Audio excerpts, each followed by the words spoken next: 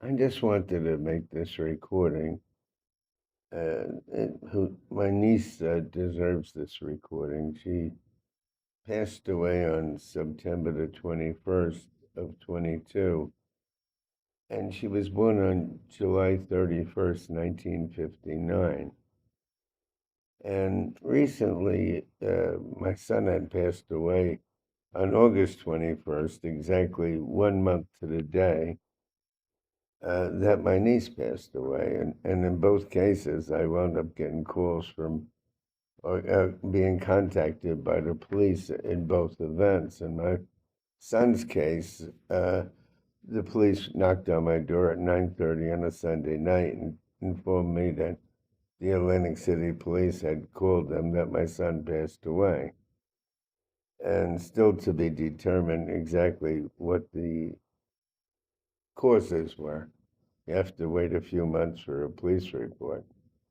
With my niece, she was going to attend my son's funeral, and she was going to fly out to see her birth mother in New York a couple of days, the day she died, and it was her birth mother's 80th birthday.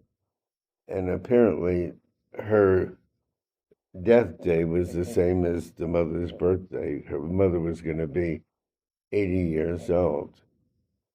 And then she was going to fly back to Florida, where she lived, either in Orlando, Winter Park, whatever, and then fly out with her husband to the Philadelphia airport to meet me, to see me the night before the funeral. And she was going to drive to Allentown, Pennsylvania, to my son's funeral. And I was going to drive from my home with a neighbor who was kind enough to drive me, and we were going to meet at the funeral. But on the way to New York to see her birth mother, she passed away, and she had called me from the plane, and then my wife got on the phone, and all of a sudden, the phone went dead, and a couple hours later, a detective from New York called me and said, "Do I know Lori Landcorn?" I said, "Yeah, that's my niece."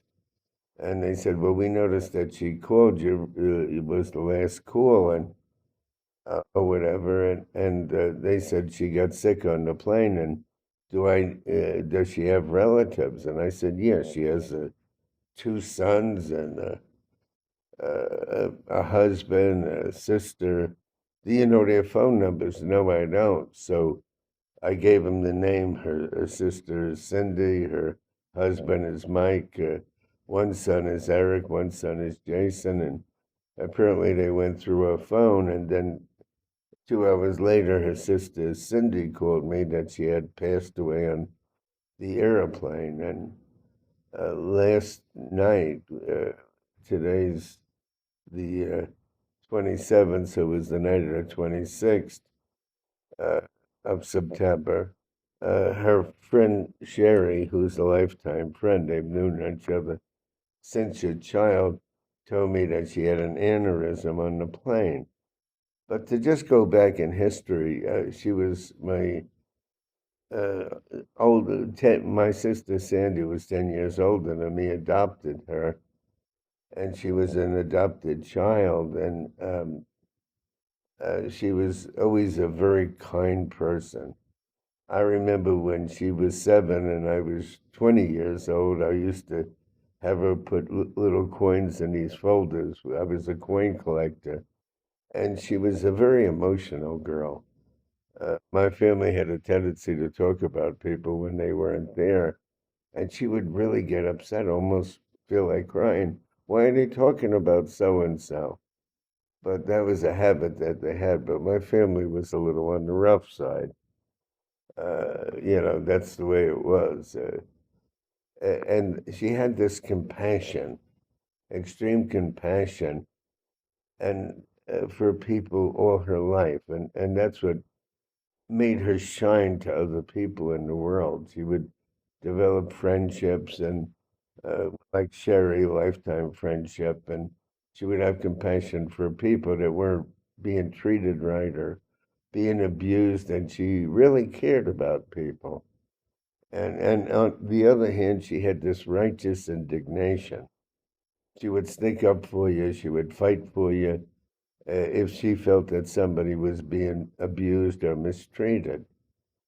So she had this kind streak, and people have certain strengths that other people don't understand. And she had the strength of compassion and righteous indignation, sticking up for anybody that wasn't treated right. And she was my best friend along with my son who had just passed. And she was to come to his funeral, and apparently everything's up in the air. Her body was in New York, and this is what Sherry, your friend, said, Levinson, or maybe I'm not pronouncing her name right, but and Sherry was a lifetime friend. They went to school like in the seventh grade or something. They've been friends all these years, and apparently her body's, and they're trying to get her body out of New York, and anyway, I would probably have trouble attending. I have to take care of my wife, who can't be left alone, really. It was hard enough leaving her alone for a day to go to my son's funeral. But Lori I'll always miss her. She was a kind person. And when she cared for you, she was the greatest advocate for you in the world. She would help you. She would do anything. In my case, she was going to fly from Florida to Philly and meet me and drive to the funeral and renting rooms and renting cars uh, and caring about you. And she was going to sit with me. And her cousin Debbie, which she found through a DNA test through her son, was a relative, and she lived around that area. And she stood in for Lori at the funeral and sat with me. And she, too, was a very kind person. And you can't take kindness for granted. You can't take people that have righteous indignation for granted. You can't take people that care about other people for granted, because in this society, it's sometimes hard to find. And I'll always miss Lori. I'll always miss my son. My two best friends.